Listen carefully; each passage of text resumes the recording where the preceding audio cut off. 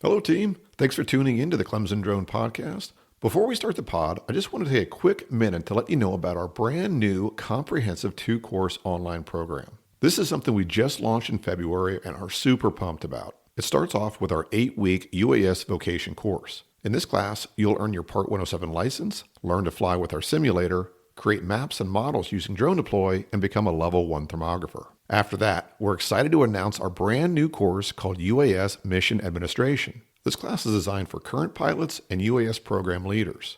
Over 8 weeks, we'll cover enhanced general knowledge, advanced mission planning, and you'll create your organization's custom standard operating procedure manual using our cutting-edge AI tools. At the end of the course, you'll earn AUVSI's Level 1, 2, and 3 Trusted Operator certifications. Check it all out at clemsondrone.com. Now, back to the pod.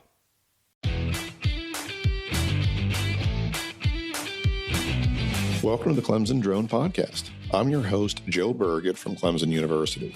Join me as I dive into the world of drone technology and explore its impact through the eyes of industry leaders. Hear how drone technology directly supports public agencies, private companies, and entrepreneurs from those leading the innovation. If you're a seasoned UAS program manager or just getting into the game, this is a place to learn from the best to help your program soar to new heights. Make sure you subscribe now on your favorite podcast platform so you don't miss a single episode of the Clemson Drone Podcast. At Clemson Drone, the sky is not the limit, it's just the beginning.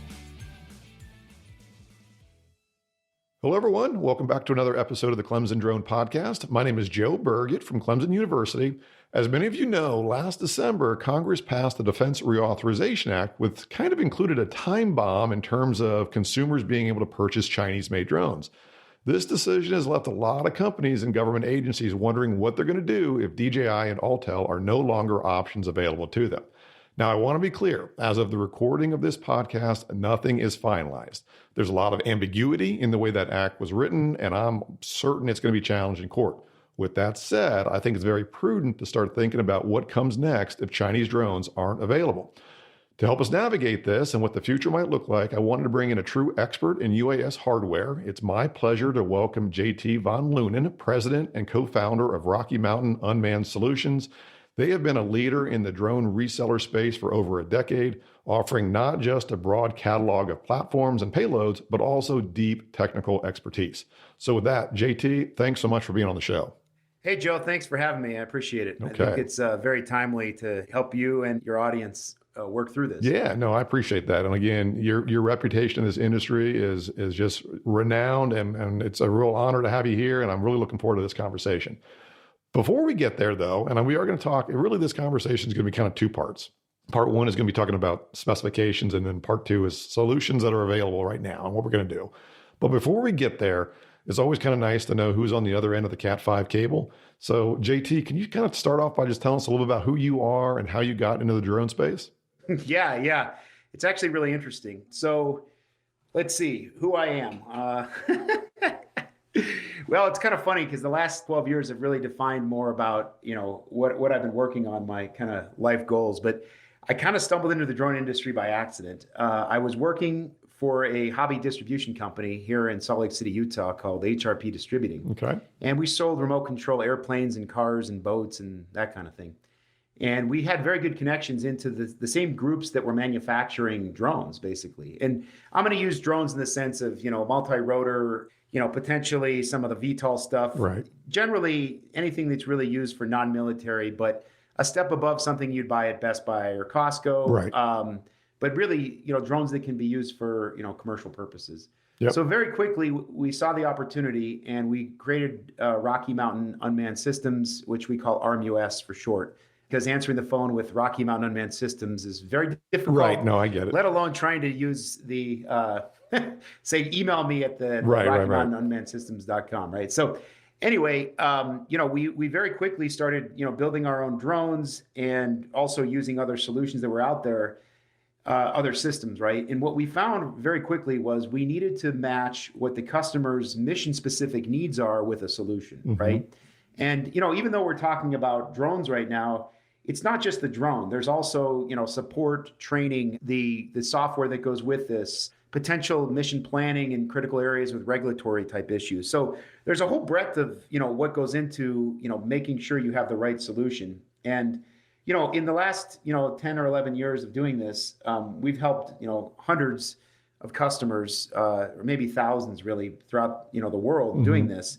But we're still very early on in this is what I'd like to say, Joe. Right. I mean, we're you'd think, 10 years, big deal. But I mean, cars have been around 100, Right. more than 100 years, right? Right. So there's a lot of things that are getting ironed out in our industry, but then, the stuff that's going on with the, regulatory type things on the, the Chinese drones is making things obviously a little more complicated for everybody. Right. So I hope that makes sense. I mean, really what we're working on is really getting into the niche solutions for customers. And I think that what I always thought in the drone world when I started this is you'd go to a trade show and instead of seeing brands of drones, you would actually see solutions. So you'd have a drone that did power line inspections. You'd have another one that was used for tactical law enforcement. You'd have another drone that could wash windows. Right.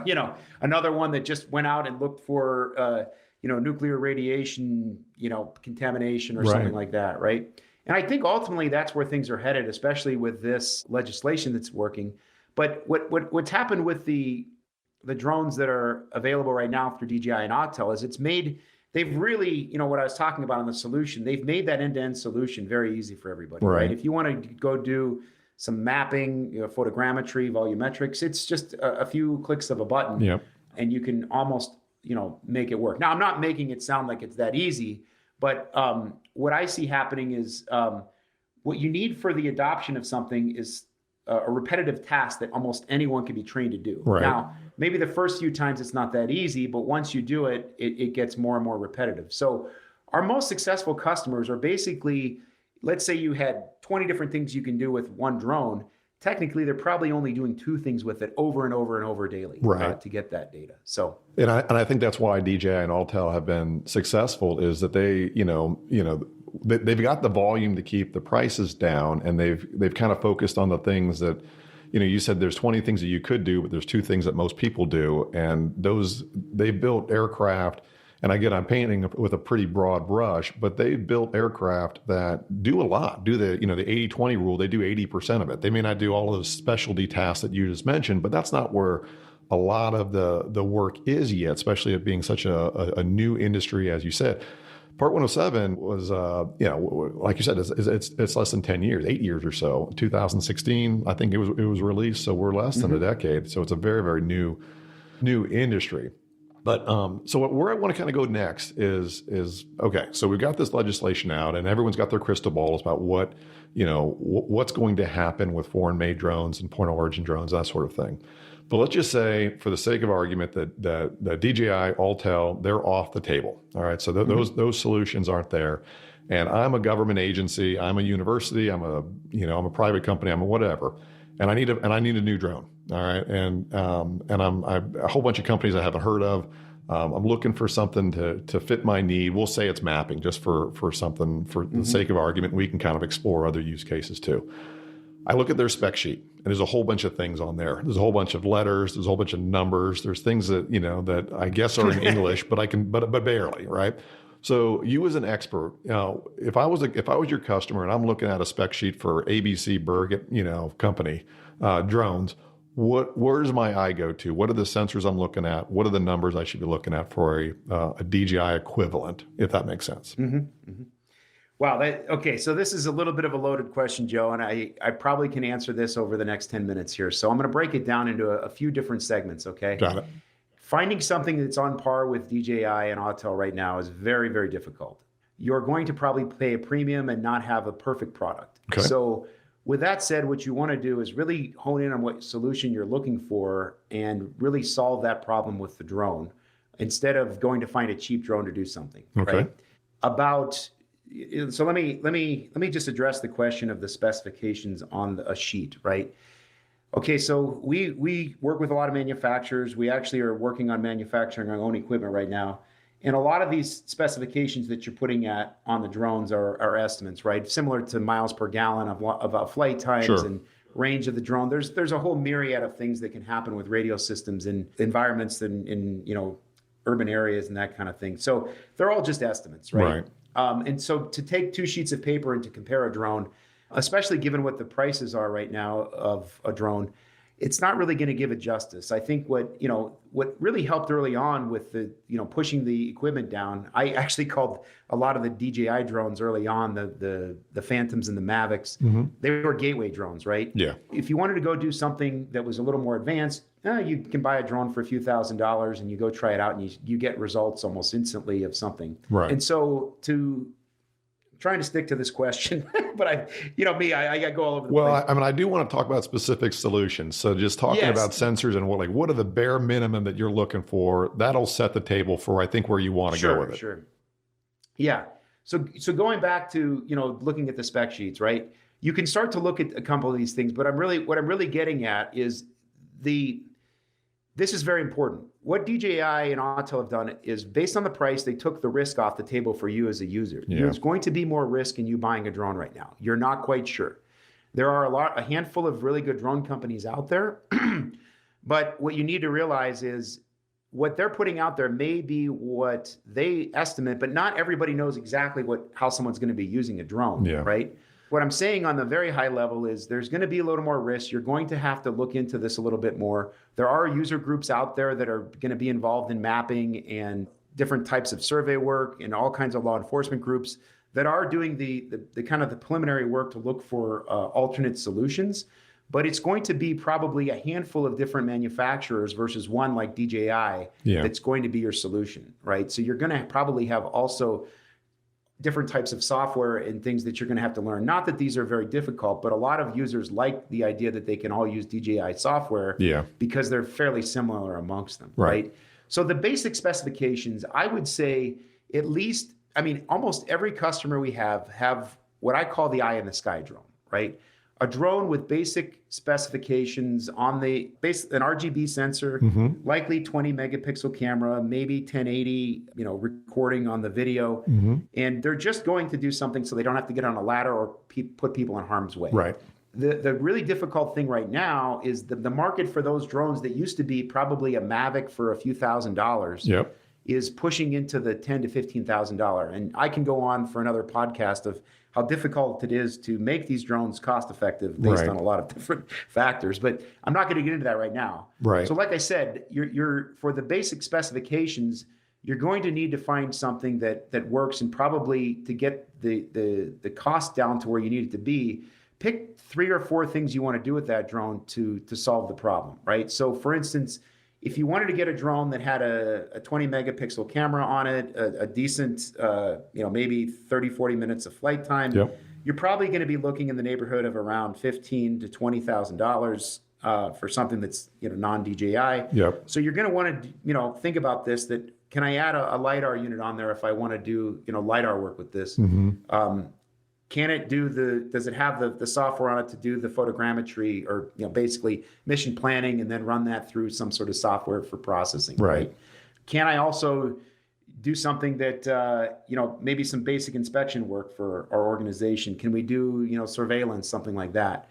What tends to happen sometimes is the zoom cameras don't really have very high quality, but they can zoom in on a license plate half mile away. They're generally low megapixel cameras. Right. So you kind of have to balance between what is, what your mission tasks are versus what, payloads you're getting, right? Yeah. So sorry, I know I'm a little bit all over the place. Yeah, no, it makes sense. I mean, and your point is well taken, that if you're looking for a mapping drone, I heard you say, 20 megapixel, you'd probably tell me that a mechanical shutter is a good idea.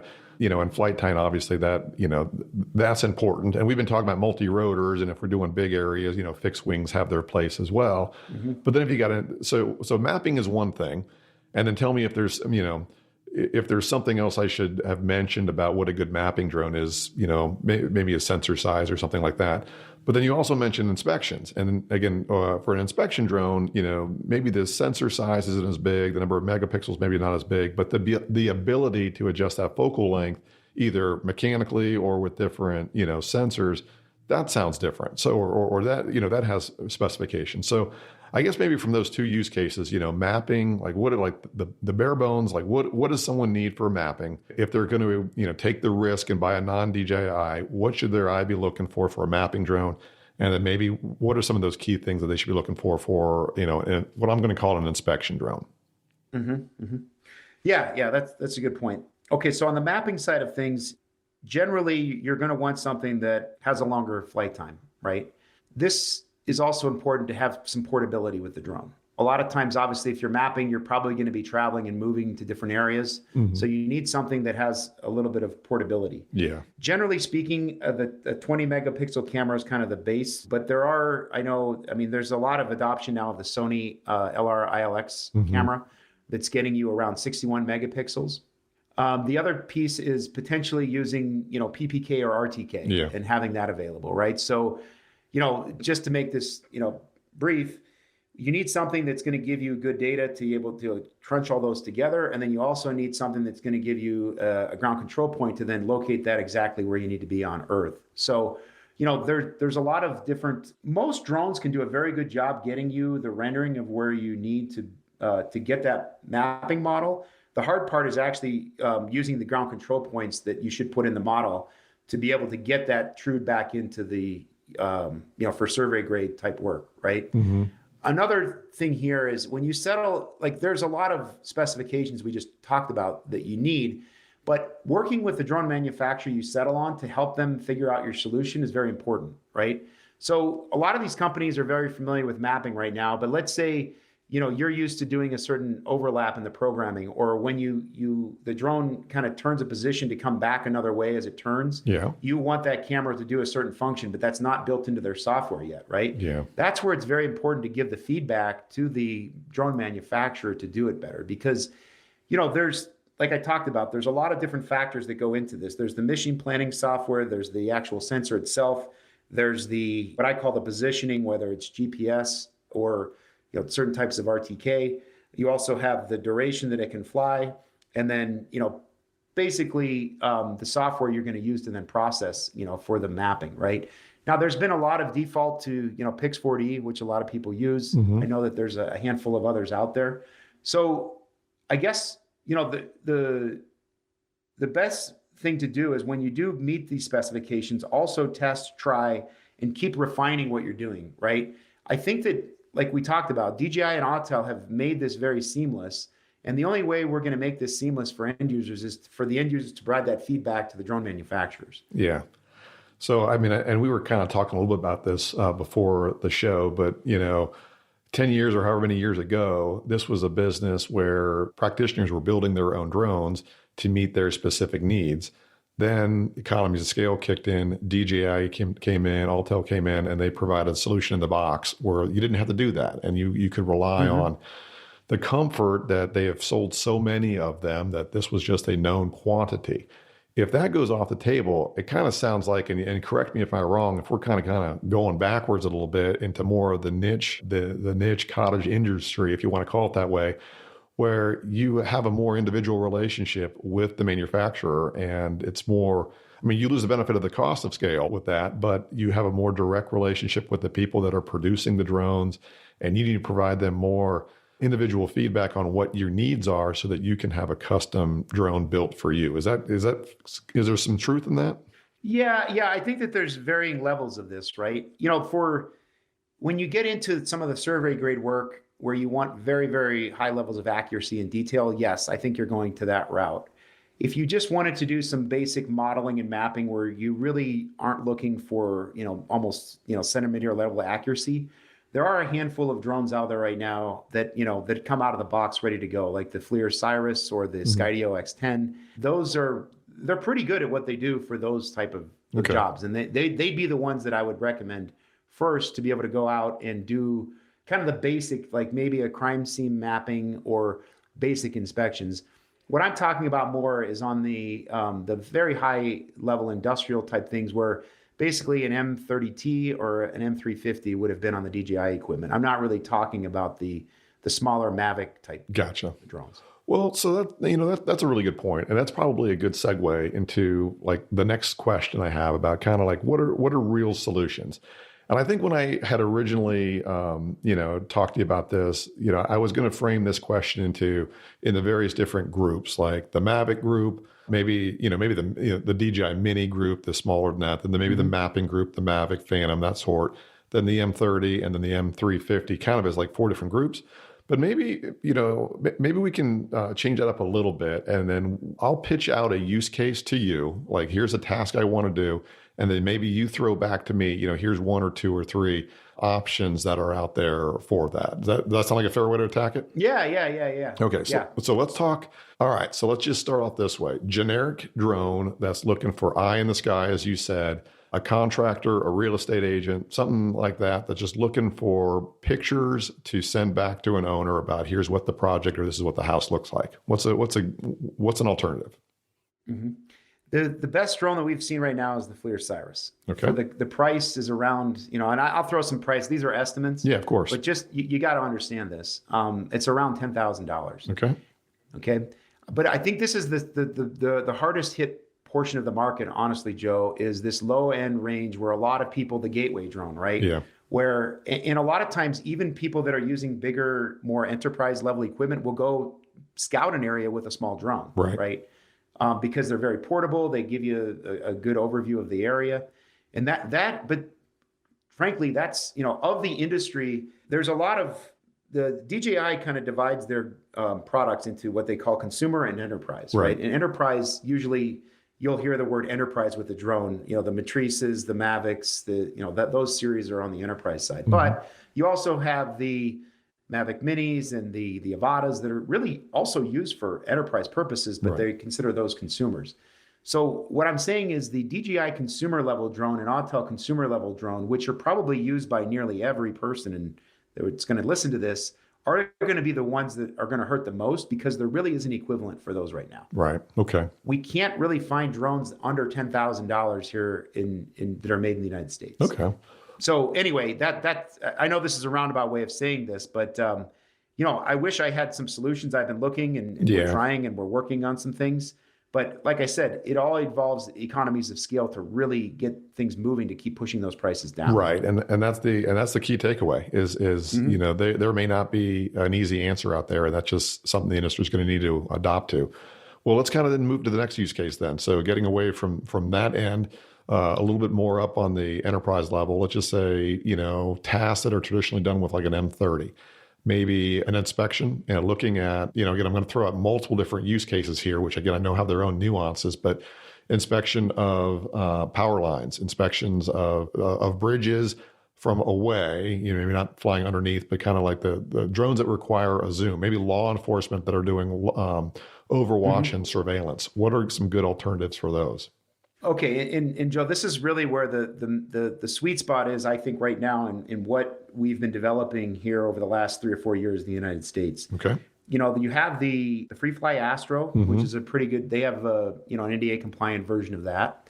There's also the Whisper's making a drone now. You've got Inspired Flight. The Skydio X10 is a very good. And these are all looking around between 18,000 up to 50,000 depending on the sensor. Mm-hmm. So, and once again, just simple rule of thumb, the better the sensor, the higher the price. Right, of course. Simply put. So let's see. We also have one called the Real-Time Robotics Hera, which is made in Vietnam, NDA compliant. We've actually specifically tailored that for transmission line inspections because it can carry an ultraviolet, what they call a corona camera that can see a partial discharge off of transmission lines. So, but that's an example of something that, is a solution that is the full solution where you're getting everything you need to do a certain type of inspection, right? Down to the software that we've been working on to actually be able to, geotag the images and run AI models on them. Yeah, no, that's a good point. I want to kind of ask a follow-up there too, because like I do a lot of work with the DOTs, I see DOTs and others, and the Skydio X10 is very popular because of, the sensors and its accident and collision avoidance sensors is really, as advertised, mm-hmm. is really, really impressive.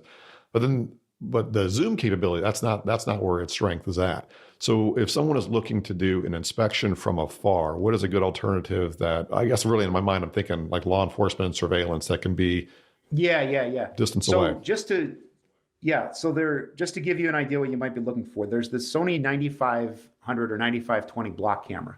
Sony is probably, I think, one of the leaders in making the sensors they're non-Chinese, right? Mm-hmm. They're Japanese. They also make, what you mentioned earlier, the 61 megapixel camera, the ILX. So What you're going to be looking for is one of those two sensors on a drone. Mm-hmm. I think look for the sensor first, because the 9520 has 30 times optical zoom. So that's going to give you the offset. So just in these type of inspections, there's always a balance between being able to zoom in and look at maybe a cotter pin versus being able to see the detail of an insulator with a very high-end, high quality megapixel camera. So, and then also, the FLIR boson sensor that's made by, Teledyne FLIR, that's 640 by 512. They have the Boson Plus, which is radiometric. So that's a really, pairing that with one of the Sony ILX or the Sony 9520 block camera is going to be really good. And you need to have a larger drone to do this. So potentially, if you want to carry multiple payloads, you're going to need something like the, Real-Time Robotics Hera, a Harris aerial drone, an Alta X by FreeFly, some of the larger inspired flight drones. And then if you want a smaller payload and just fly one at a time, then you can use something like a FreeFly Astro or the Whisper Systems or the smaller inspired flight one. So a paradigm that we've just got accustomed to with, again, DJI and Altel is you buy one of their drones and either their sensor is integrated and you're locked into it, or if you're able to swap it out with something else, you're going to swap it out with one of their products. Mm-hmm. But in the new model that we're moving to, and you correct me if I'm wrong here, is we're kind of going back to yesteryear, where you buy an airframe by one company, you buy a sensor from another company, and you marry them together. Is that so? My question is that a fair assessment? And then if it is, does pretty much all the major domestic airframes, are they compatible with the sensors that you mentioned, or is there an incompatibility issue there? That's a great question. So I would recommend buying sensors that the manufacturers have done their own integrations on that work with that drone. Okay. I've spent countless hours and money doing things to integrate sensors onto drones that you just can't do. And this goes back to what I was saying earlier. Not just the drone itself, seeing the physical drone, but you also have the flight control systems on board, mm-hmm. the radio systems that they're using, the GPS systems, potentially the how they tie that data back into the PPK, RTK stuff. Anyway, what I'm trying to say, to make it simple, is there's a lot of stuff going on in the background.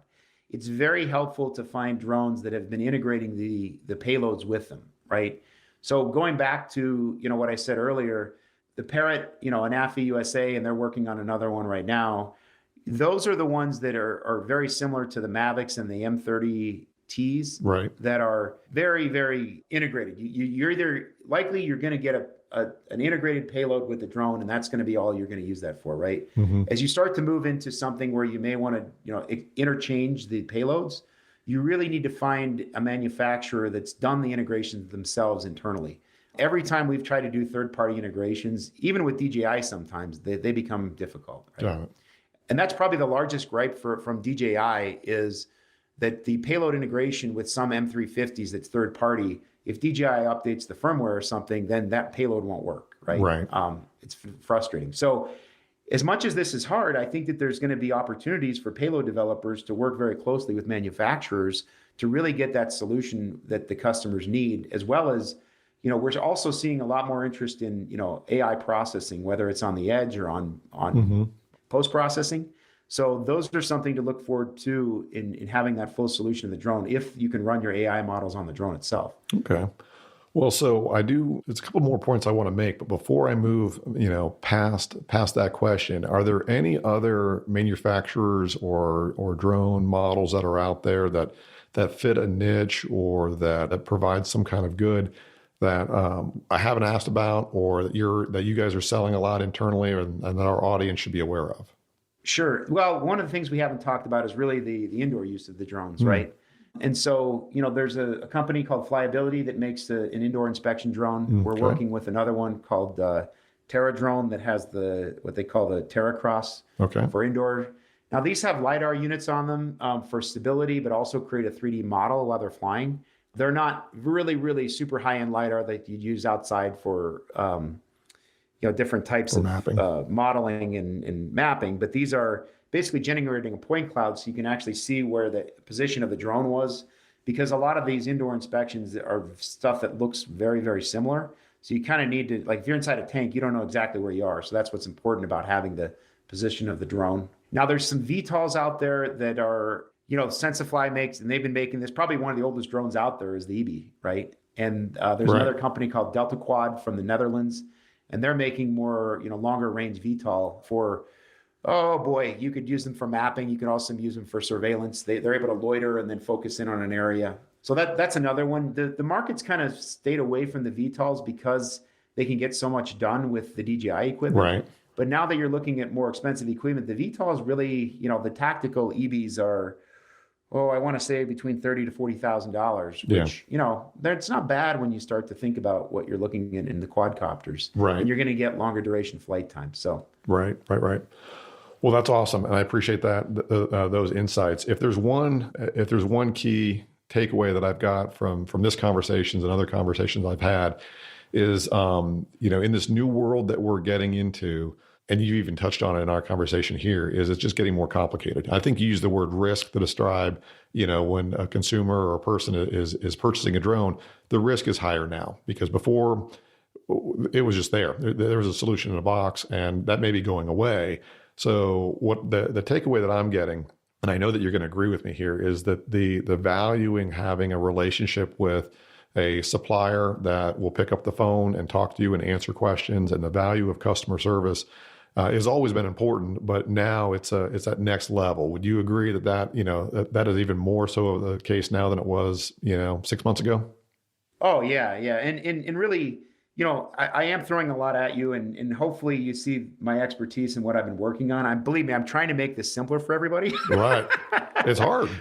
But it is complicated. And yes, I mean, there's, and I appreciate what you said earlier. We are really pushing the forefront of this, trying to break the solutions. And frankly, we were the first enterprise dealer for DJI, and we really helped bring and make the solutions much simpler. I worked with DJI for years and still do to help with these things. But I do see the opportunities that we need to help build the industry. And I'm working very closely with manufacturers, software providers, everything to try to make this simple. So what you're going to see from ARM-US is we're really trying to focus on very niche solutions. We have a indoor tactical drone that we've actually built ourselves in Poland that we're bringing to market soon. Awesome. We've had a power line inspector that we've been working on, and we're bringing these globally. It's actually for transmission lines.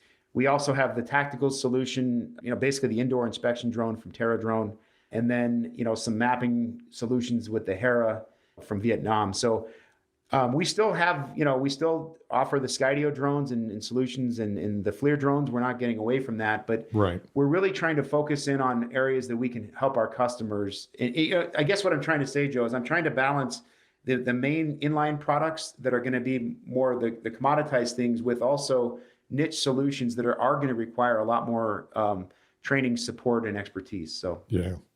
That makes a ton of sense. And as you said, I mean, there's only so much we can get into in a 30-minute pod when the situation has just got so much more complicated. So, we'll definitely have a bunch of notes in our show notes to kind of, some resources for people to kind of learn more about. If I can recommend anything, the simplest thing I would say is, find something that, and I've said this for years, right? Don't try to tackle the hardest task. Find something to solve the simplest task first and get your ROI, whatever that is, whether it's, being able to go for search and rescue, maybe that's not quantitative, but if you're doing inspections, find the inspections you're going to win with and get the solution for that. We'll work on the harder ones over time, but it's much better to just get a drone and use them. And then, as you need something that you see that you need something more advanced, work with, companies like ours that are out there to help bring that solution to you. Right. Gotcha.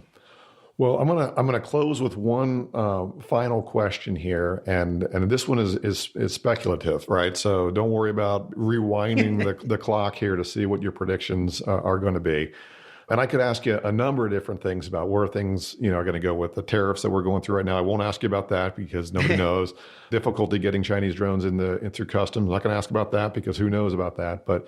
The Defense Reauthorization Act. I mean, I've read through it. I've tried to listen and do my research on it. And the way I understand it, and please, correct me if you have a different understanding, is that it was authorized in December. It's got a 12-month window, but at the end of this year, 2025, if a government agency, I don't know which one that would be, but if a government agency does not go off and put them on the good list, DJI is going to lose their FCC license. My question is, do you think, and you may not know the answer, and again, I'm just kind of throwing this out because I'm really interested, but I know that will impact future drones being sold. So even if they're twice the cost or 3 times the cost with tariffs or whatever, if you still buy them, they're there. But I know you won't have the FCC license, so they won't work. They can't fly them. So one, I guess it's a two-part question. One, did I outline the situation and scenario accurately? And then the second part of that is your best guess that will impact all existing drones? For example, will the existing DJI fleet that's out there be grounded with a firmware update because their FCC license is removed? Okay. So part one to that question, yes, you nailed it. I wish more people understood this. Basically, within the next 8 months, DJI is going to be, not being able to be sold here in the United States. Now, that's through the NDAA, right? And so I don't know how this is going to work out, but generally, without getting into a lot of details, I would plan on that, right? I don't think anyone's going to step in the way of doing this. Yeah, plan on you not being able to buy a new DJI drone in X number of months. Exactly. They've already done this. You can't buy, I travel all over the world and I see ads for Huawei phones, right? Mm-hmm. Hopefully I pronounced that right. ZTE. You can't get those here in the United States anymore. I think it'll be something very similar to that. Okay. Right. Now, the second part to your question, that's a little trickier. I don't think, it's very un-American to, roll back and say you can't use what you're using. Right. At that point, are you going to get compensated by somebody for being able to hand over your drone to, so Who? I think that these are going to still exist, but yeah, they're going to be able to, you'll be able to fly the existing equipment, but all the new ones won't. There's no way physically that you could, or I don't even understand policy that you could even do this, right? And there's been speculation on that. So I think you're going to be able to use your equipment and use your equipment. Now, that all said, this has been going on in the industry for a while. On most, federal land right now, you can't use DJI drones, right? And a lot of service providers actually have a fleet of DJI and non-DJI drones or Altel that they're doing the work. And if they're on federal land, they're using non-DJI. So this is already happening. Mm-hmm. It's really, I know it may be a blow to the industry when it actually happens, but frankly, it's been going on for years, right? So I don't think it's going to be as drastic as everyone says it is. I think who it's going to impact the most are really, public safety agencies that have been relying on DJI because they're so cost effective. Right. So one of the things that I've would hope that there's some sort of a funding mechanism out there to help the industry, either giving these customers some sort of grant money or initiatives or our industry as manufacturers. There's got to be some way that we can help offset this as a country to help compensate both users to get accelerated. And look, if the biggest problem we have as manufacturers right here in the United States is we can't get the volumes we need to get to the point where we can start to lower the cost. If we could, and look, most industries that are starting out are, somewhat subsidized. You look at the electric car markets and, some of the cell companies in the beginnings, we need that kind of push just to get us over that hump to then have the stuff manufactured here in the United States. Yeah, no, I agree. And again, my crystal ball is shattered. I have hopes and dreams, but nobody in Washington ever calls me and asks me what my hopes and dreams are. So, well, Joe, I actually think I'm actually more energized.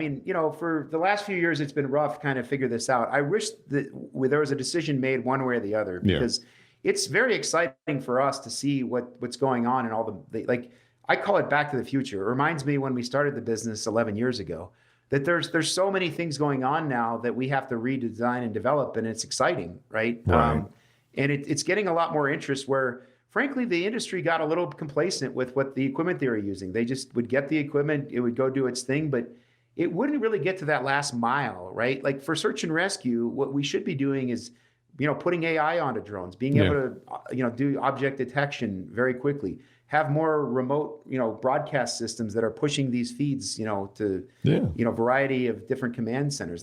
Those are the things that we can actually build into the solutions we're doing here because, we're listening to the customers, and we also have the the ability to make something way more customizable, right? Yeah. So anyway, that's just my take. No, I agree, and I appreciate that last bit of optimism as we kind of round out the show here and wrap things up. So thank you for that, JT.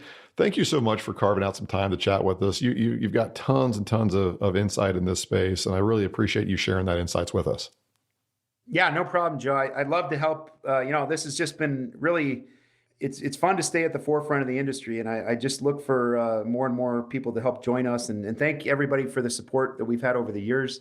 We want to keep providing the high level of service and support that we've done. So keep moving on. Awesome. And we'll have all your contact information stuff in the show notes and websites for our audience to reach out to you. So with that, JT, again, thank you. And everyone who's been listening in, I appreciate your time as always. Look forward to producing another one of these here shortly. And thanks for tuning in. Thanks, everyone. Thanks for listening to the Clemson Drone Podcast. Don't forget to follow us on your favorite podcast platform. Learn more about our online training offerings by going to clemsondrone.com. Thanks again, and remember, at Clemson Drone, the sky's not the limit, it's just the beginning. Thank you for listening to the Clemson Drone Podcast. If you enjoyed what you heard, I'd appreciate it if you could leave a 5-star rating and write a review. I'm told this makes a big difference in the algorithms used to recommend the podcast to others. Thank you.